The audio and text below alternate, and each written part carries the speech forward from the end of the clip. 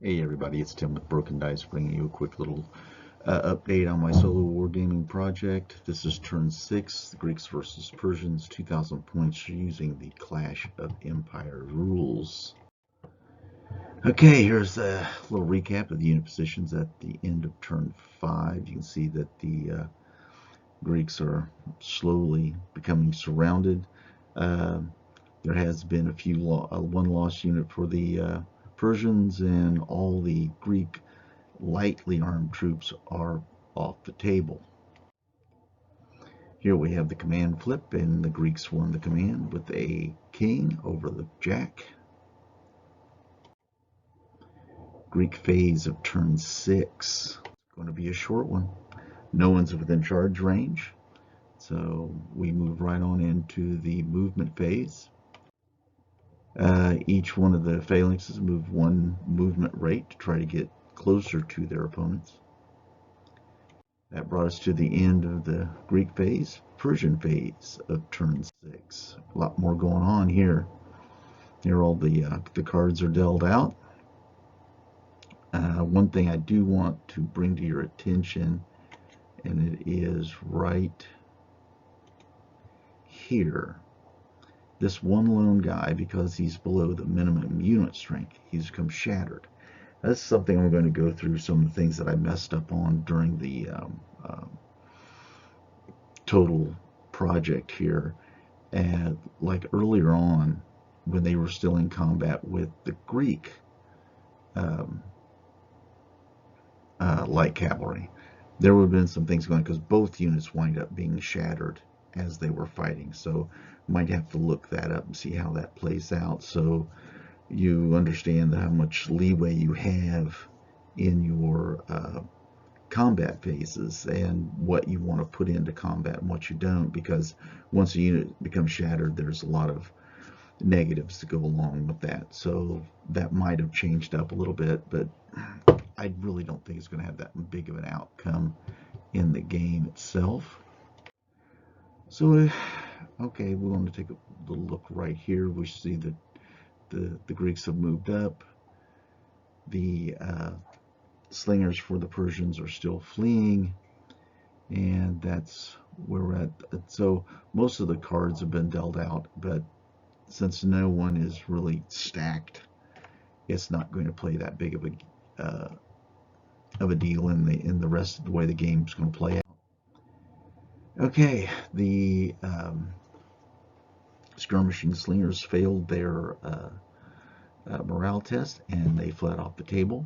I want to bring your attention to this bottle cap. As I mentioned in one of the earlier reports, that was going to denote a unit that was disrupted.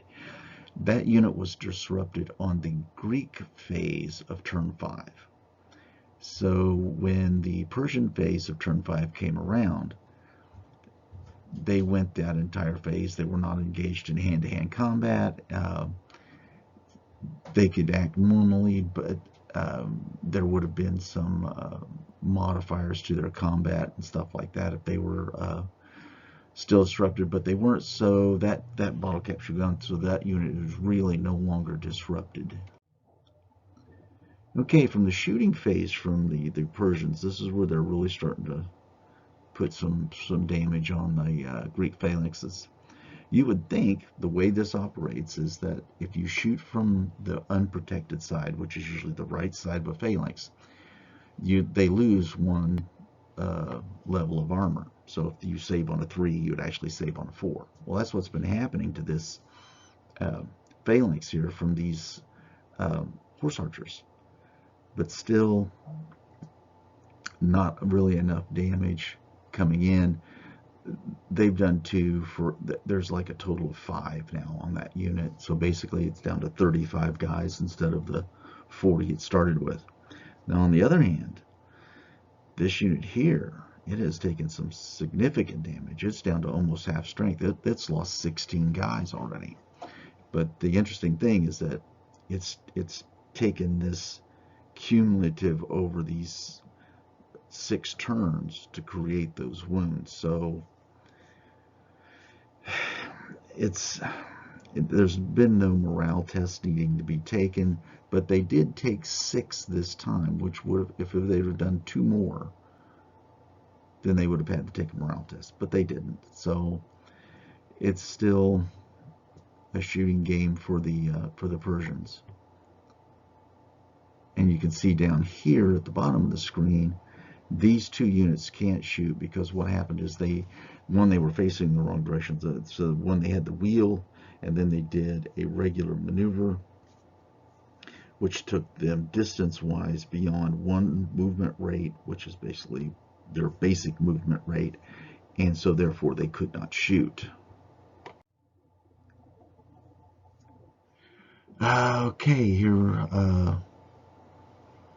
we're coming close to the end of the Persian phase, and that's the end of turn 6. With the end of it, we find that the Greeks are subtly getting themselves surrounded. It's going to take some luck here for the Greeks, because their one unit that is most damaged is the one that's most threatened. And they're also the one that's closest to the Persian infantry, the spare bar unit to their front. That'd be this unit right here. So the tactical decision comes in is, in that card flip, what's going to happen? If the Persians get to go first, they'll get to shoot at them and they'll get to charge at them. Well, at almost half strength now, I'm not sure how long that unit's going to last. Or they could just shoot into the rear and shoot to the front and try to get them to take an ML test and break.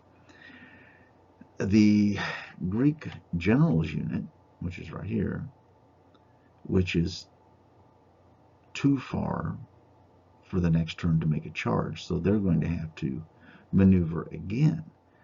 So I think next turn all the action was really going to center on the command flip and what happens right there.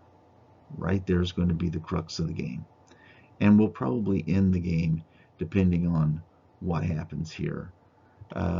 There will probably be no use in going on if it gets wiped out and there's only one Greek Phalanx left, and then it would just be a matter of attrition and at standing off and shooting and rolling to see how long the game goes. Eventually it'll end, and it'll end with a Persian victory anyway. So thank you everybody for watching. Thanks everybody for hanging in there with me through this project. If you like it, let me know. If you don't, let me know. Just give me some feedback on this, because I plan on doing some more of these sorts of things. Whether you think this method transmits the information okay to you while you're sitting around painting and everything, or do I need to go to a different format? Maybe do it like a live video where I'm actually taking the video and doing the game as I'm moving the pieces around instead of just taking photographs. I don't know. With nobody in the background, I think that could work, but I might try it out once and see it and see if I like that or not. Well, that's the end of turn 6. Turn 7's coming up. I think that will be the crux of the game right there. Thank you again for subscribing if you have. If you haven't, please do. And if you would like to, please leave a comment, both positive and negative. I can take it. If you've got some criticisms, you've got some critiques, let me know. That's the only way we really get better at this sort of stuff. So thank you very much, and everybody have a wonderful rest of your weekend.